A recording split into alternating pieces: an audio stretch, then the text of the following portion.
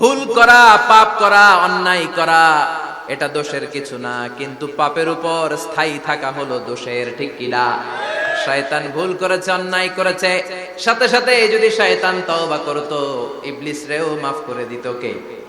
কিন্তু সে মাফ চায় নাই। শয়তান আর ইনসান এই দুইয়ের মধ্যে মৌলিক পার্থক্য হচ্ছে এটা, শয়তান পাপ করে পাপের উপর স্থির থাকে, আর আমরা পাপ করে মাফ চাই কার কাছে?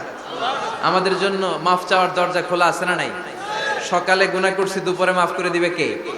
দুপুরে পাপ করছি, রাতে মাফ চাইলে ক্ষমা করে দিবে কে? 24/7 সব সময় এই মাফ চাওয়ার দরজাটা খোলা আছে না নাই?